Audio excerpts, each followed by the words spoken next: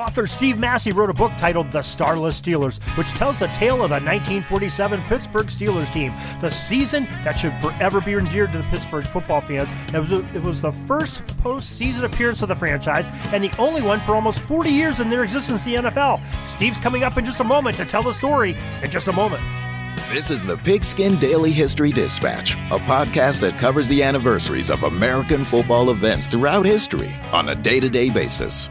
Your host, Darren Hayes, is podcasting from America's North Shore to bring you the memories of the gridiron, one day at a time. So as we come out of the tunnel of the Sports History Network, let's take the field and go no huddle through the portal of positive gridiron history with PigskinDispatch.com. This podcast is part of the Sports History Network, your headquarters for the yesteryear of your favorite sport. You can learn more at sportshistorynetwork.com. Hello, my football friends. This is Darren Hayes of PigskinDispatch.com. Welcome back to the Pigpen, your portal of positive football history. We talk the end of the week about something great that's happened to football from Western Pennsylvania. And we have a very interesting story today. It's not about a particular person. It's not really about a particular, I guess it is about a group of particular people, but it's a really neat event that we don't think about that often. Is really underappreciated. And the gentleman we have with us today is an author of a book called The Starless Steelers. His name is Steve Massey. Steve Massey, welcome to the Pigpen. Thank you for having me, Darren. I really appreciate the opportunity to talk about that Steelers team. It's pretty dear to my heart, and I hope that I can kind of share a little bit of knowledge about them. Well, you're definitely in the right place. This is a Pittsburgh-friendly podcast. As the listeners know, I bleed black and gold, and I try to talk about all football history, but I'm biased. I'll admit it. I'm a Steelers fan living here in Western Pennsylvania.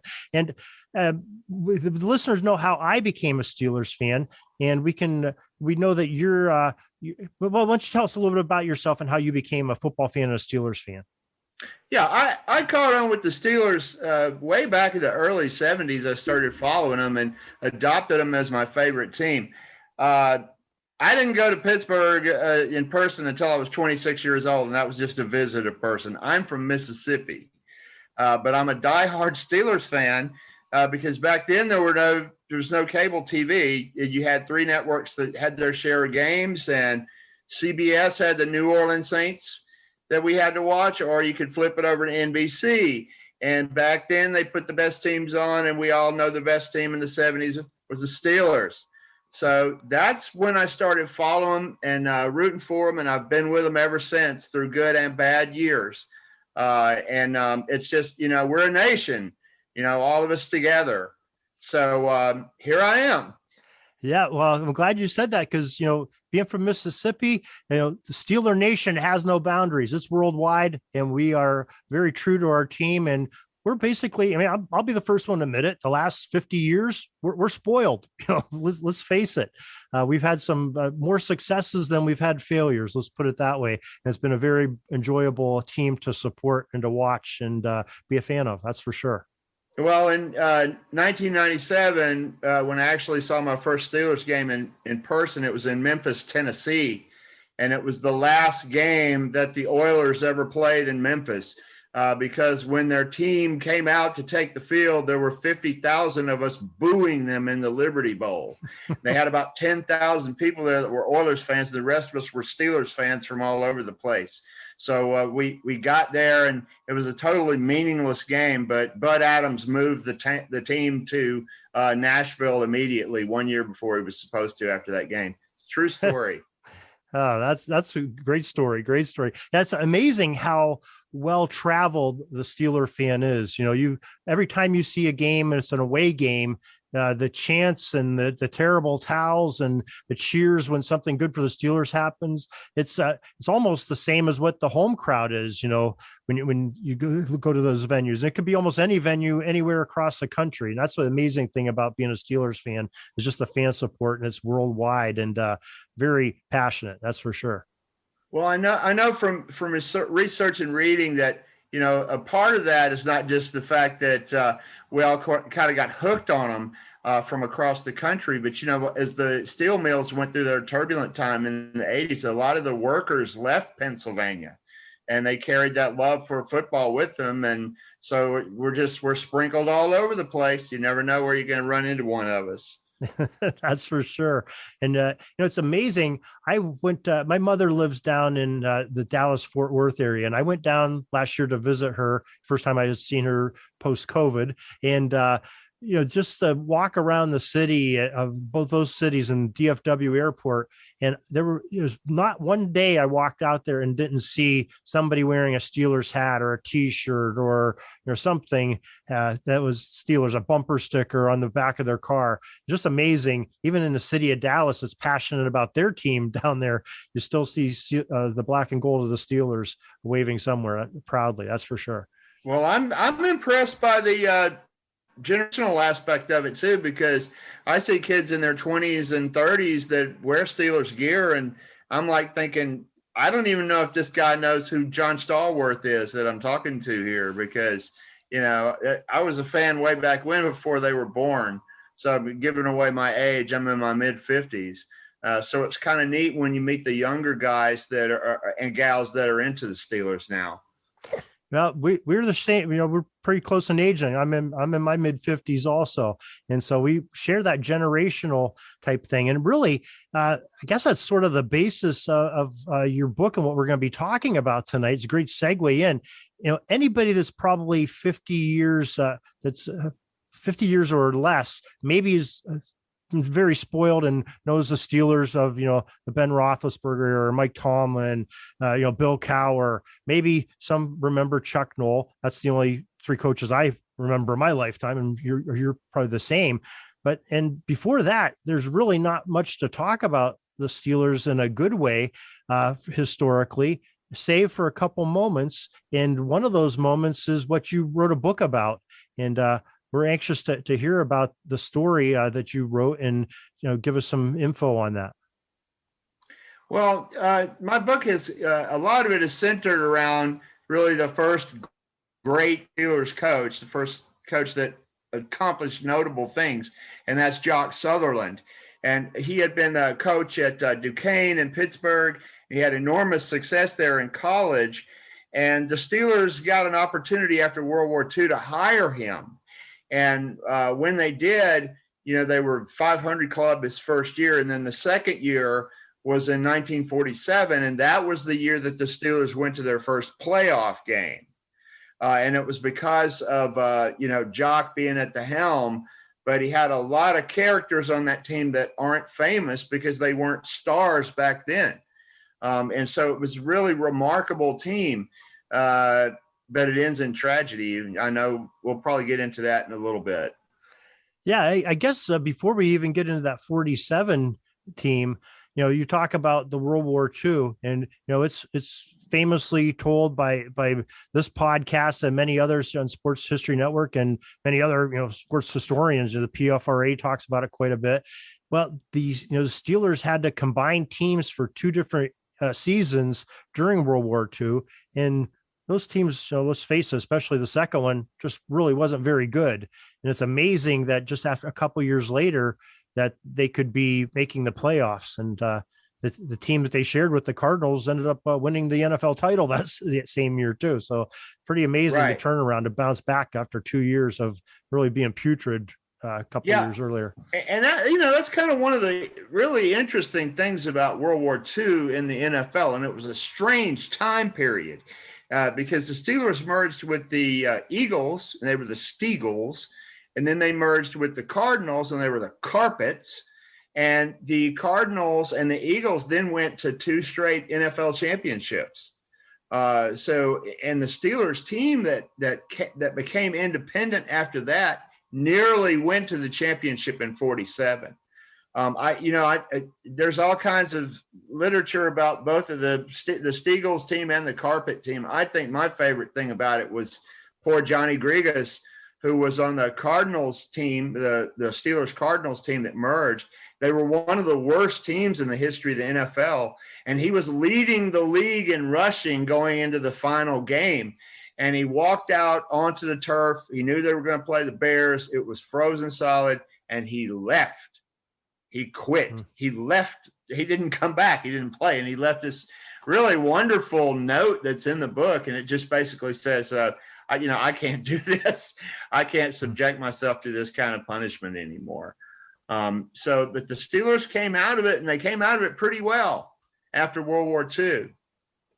Now, okay, so I assume Coach must have come in right after the carpet team, or soon after that, because didn't they have like Curly Neal and I forget who the other coach was that shared the Steagles and Kiesling. It was Walt Kiesling. Walt Kiesling, yeah. That's right. Who was a great player in his own right, a Hall of Fame player too. Yeah, and Keys is a great guy because he's in and out of Steeler history. He's just in and out constantly. He's with them. He gets falling out with the Rooneys, then he comes back. But Jock Sutherland got hired after he came back from World War II. You see, World War II swept all the old Steelers away. There were only 6 of them left when they merged in 43 with the Eagles. And Jock Sutherland had gone to the NFL after his college career, and he coached the Brooklyn Dodgers. Not the baseball team. There was a football team called the Brooklyn Dodgers, and he ran the single wing there. And he didn't have a lot of talent to work with. So when he got back from World War II, Art Rooney contacted him and he said, "Are you happy in Brooklyn?" And he said, "No, I'm not." And so then Art hired him to come on as the coach of the Steelers, and his first year was in 46, and the turnaround was immediate. And they also sold out of all the season tickets too, which put money in the coffers for them to sign better people, because that's the way the NFL worked back then. Your teams got better when you were able to attract a lot of gate. So they hired him in 46 before the year that they had such great success, and they went on to the playoffs. Okay, now were there some key players that came onto the Steelers at that time too? Because I'm sure you can have all the greatest coaching in the world, if you don't have the people to execute it, boy, you're probably not going very far. So tell us about some of the players that would come in. I know your title is Starless Steelers, but we know there had to be some decent players on there too. Well, there was more than a decent player. There was an NFL MVP, and he's in the Hall of Fame. He's a great athlete. He's one of the greatest of all Steelers or Lions, and that's Bullet Bill Dudley. And Bill Dudley came in to the NFL before World War II, but he rejoins the Steelers in 46 after he gets back from the war. And he's MVP for the Steelers that first year that Jock's there. He leads the league in passing, rushing, punting, interceptions, everything back in the two-way era. He's a little guy, even for the time. The players were smaller back then, but he's a little fella. He's 185 pounds, and he's 5'10". He's small. But he makes a tremendous impact on the team. He's a natural leader. He's beloved. But Jock and Bill Dudley hated one another from the very beginning. And so Bill was not on the 47 team. And that's why he's such an important figure for that team, is because that team was molded the way that Jock wanted it molded. And Bill Dudley and Jock were fantastic guys, and Bill Dudley loved Jock after he left. He gave him credit for what a great career he had once he was away from him. Yeah, so sometimes you just don't appreciate what somebody's doing till you have a little bit of distance from them and reflect. That's always a sign of some great wisdom there. So what did they do? Did they ended up trading Bullet Bill Dudley to the Lions, or did he just leave as, I guess, what we would call today free agency? No, let me tell you what kind of person he was. And this is a great story about his character. Okay. He had enough of Jock. He had been beaten up the whole year. Everybody was ganging up on him. He messed his ribs up really badly, and he got to the end of the season, and he told his best friend Chuck Cherundolo, about the pain that he was in. He said, "I'm not going to quit. I'm going to quit." And so he went to Art Rooney, and he told him, he said, "I'm not coming back next year, and I don't care how much money you give me. There's no way. I'm through with the NFL." And so Rooney offered him a lot of money, and he wouldn't take it. But then what he did was he did not retire. so that the Steelers could trade him to the Lions and the Lions could give them players to compensate for him. Dudley could have just walked off and quit, but instead of doing that, out of respect and love for Art Rooney and the Steelers organization, he let them trade him. And so that brings in a couple of key guys, especially Bob Siffers for the 47 season. Bob Siffers is one of the greatest punters that ever played the game. Okay. So yeah, pretty selfless act instead of retiring. And, that's it for Pittsburgh having any credit or having any value from him. They get some value and are able to make a trade with the Detroit Lions, who are, halfway decent team back in that era too. Yeah. The Lions had a good team. And, I think Dudley was happy there. I just wonder what it would have been like had he been able to gel with Jock Sutherland a little better, and I wonder what kind of impact he would have had, but we're never going to know that.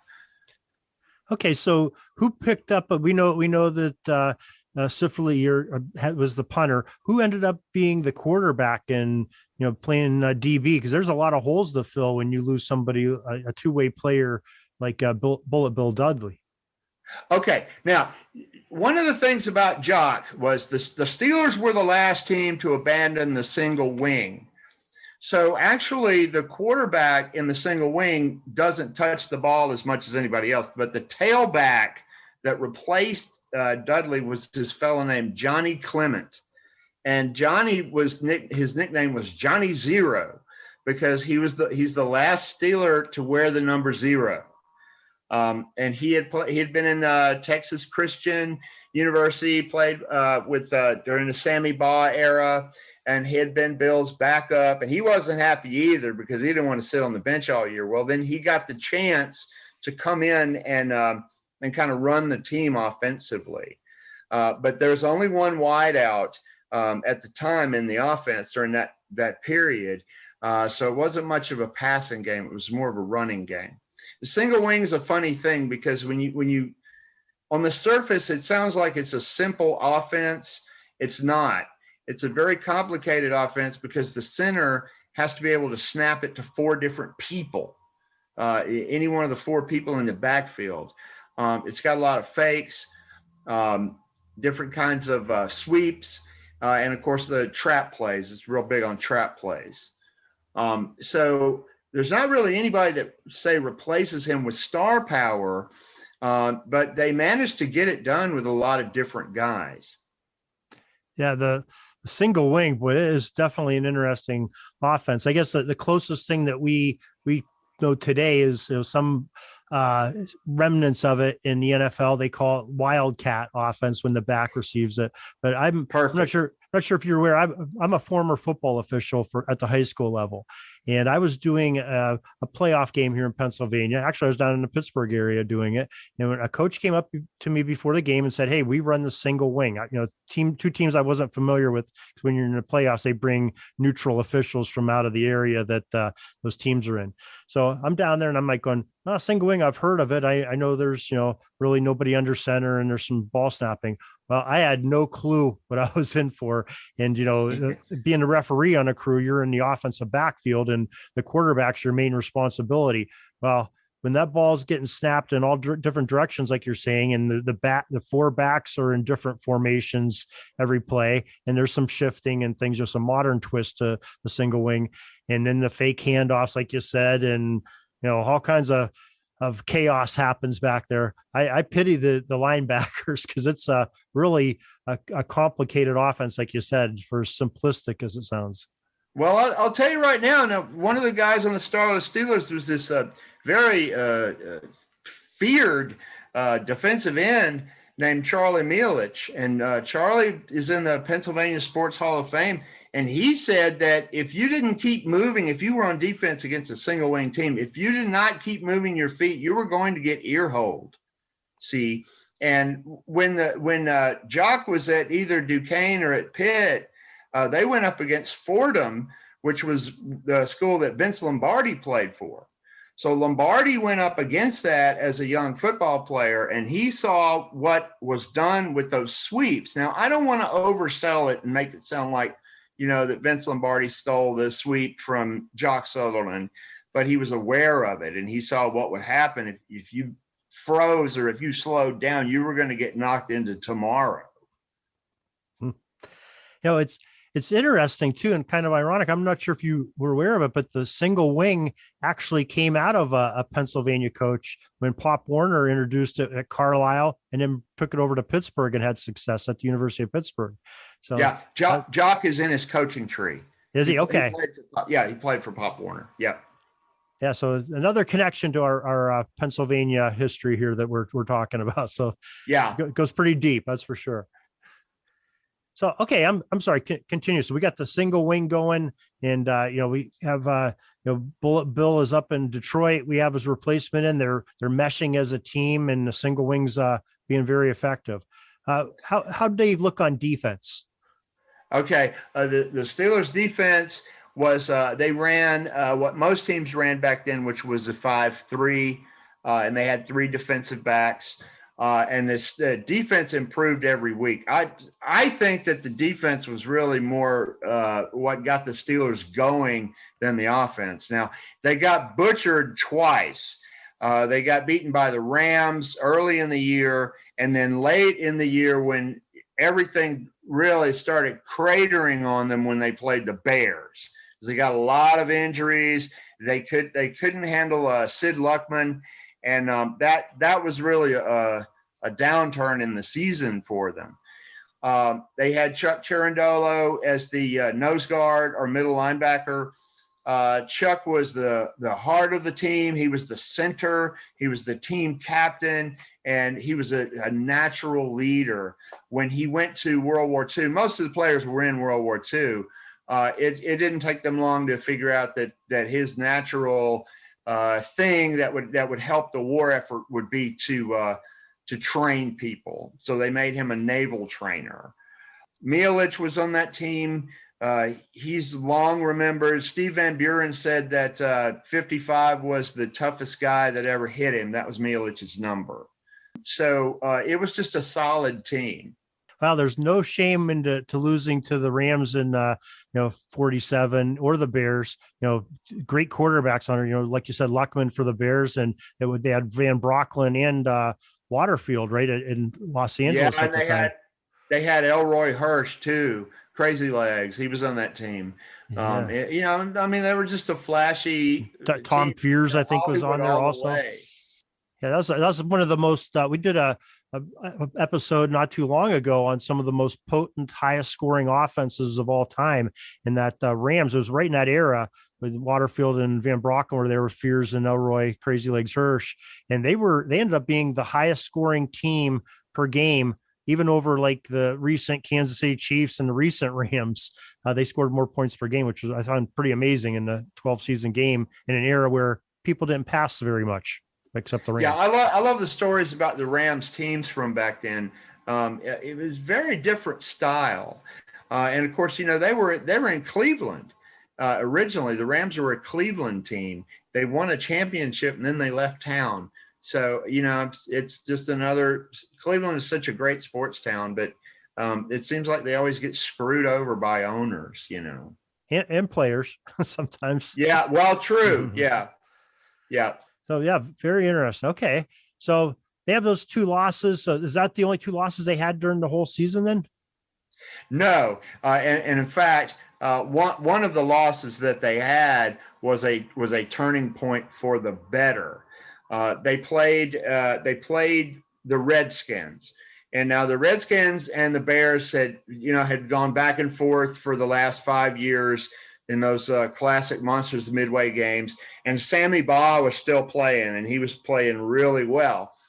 The Steelers had this kind of, cloud hanging over them for all those years that, they were kind of the doormat of the league. Washington came in there, the Redskins did, and they got into a seesaw battle that the Steelers ended up losing when the kicker, Joe Glant, missed a field goal. He hit the upright and it fell backwards onto the field, and that was the last play of the game.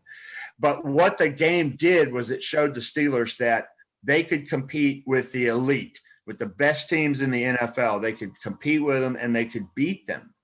And in fact, when I was doing my research for the book, the very first time that I ever heard about this starless team was when I was a boy, and I had this book by Ray Didinger, and it's called Pittsburgh Steelers, Great Teams, Great Years. It came out in 73, right before the first Super Bowl, but he lists that game as one of the greatest Steelers games ever. It's top 5. And they lost it. Yeah, they lost the game, but he still listed it as one of the greatest ones because they just went back and forth exchanging, the leads in the game. And the other loss, they lost to the Eagles because there's 3 matchups against the Eagles, and it's the second game that they lost to the Eagles before they lost another one in the playoff game was the loss to the Eagles, the last loss of the year. They have a good season. Their record is well enough to make the playoffs, like you alluded to earlier. And back then, they took the top 2 teams in the East and the top 2 teams in the West. Is that how they were divided up in the NFL? No, this is kind of odd now. Okay. Because they had the playoff game that they were in is actually a play-in because they tied with the Eagles for the division. Because back then, the 2 division winners, the regular season, they met in the championship. So the only playoff game was the championship itself. But if the Steelers had beaten the Eagles in that last game, then they would have gone on to play against the Cardinals for the NFL championship. But they didn't. They lost the game to the Eagles. So there was actually no formal playoff system, but they made it postseason. Okay. Well, let's talk about that Eagles playoff game then. Okay, we know that they lost, but how was the game? Was it a good battle? Did they put on a good show, or was it a blowout by the Eagles? Well, the Eagles won it 21-0. There's a lot of controversy about that game and what happened. I was talking to a gentleman that interviewed me for another podcast, and we talked about this long-standing item or myth or truth or fact that the Steelers went on a wildcat strike before the playoff game. Now, that is totally up in the air because what history tells us is that the players went and met with Art Rooney because they weren't going to get paid for the playoff game. It wasn't in their contracts. It was right at Christmas time. This is back in the day. The players didn't make a lot of money back then. Some of them did, but not the kind of money that we're used to. So they wanted money to pay for Christmas and for food if they weren't going to be able to go back to their side gigs like selling insurance or doing whatever it was that they did. The Rooneys met with them and they took care of it. Now, the question is in the days before the game, did the players actually go on strike or did they not go on strike? My research has shown, I feel pretty confident that there was a one-day disagreement and then it was put behind them. I don't think there was a wildcat strike because of the newspaper accounts of the time. Valiancente and Chuck Cherundolo and I think Johnny Zero went and they met with the Rooneys and the Rooneys gave them the money. Art would always give the money to the players. He just found a way to do it. But during this time, this drove a wedge between Jock and the Steelers leading up to that playoff game. And, one of the things that I came across in my reading, and things that have been published over the years, it said that Jock was cruel to them and he made them go practice in the sleet because there was a big sleet storm before the game. But that is bunk because Jock was always treating them like that. Even when he was happy with them, he'd make them go practice in the sleet. So that one I'm about 98% sure is an overblown myth. They went into the game. They had way too many injuries. And what the Eagles did was since Johnny Clement was hurt, the Eagles stacked the box. They were bringing up 8 and 9 guys.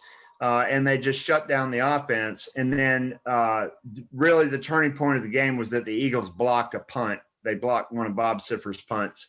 And I think it was a scoop and score. And if it wasn't, it set up the nail in the coffin touchdown. But the feeling after the game, the feeling was optimism for the Steelers going into 48 because it had been such a great year. They were looking forward to, the shape of things to come. Everybody thought that they'd be contenders for the championship, not just people in Pittsburgh. The entire NFL thought that. And that's documented with statements that people made in the papers. That's definitely an incredible story, and really incredible. Like you say, it just takes me back to what we just talked about a few minutes ago. I mean, it's the three teams that played beyond the regular season, the play-in game and the championship game, were the Eagles, the Steelers, and the Cardinals. The three teams that had some type of a merger during the World War II era, and like we said, they weren't very good. That's for sure. It was sort of chaotic the way it went down. So, right. Fascinating story. So, and you said you were familiar with that story from a book that you read earlier in your life, and must have had quite an impression on you. Yeah, it did.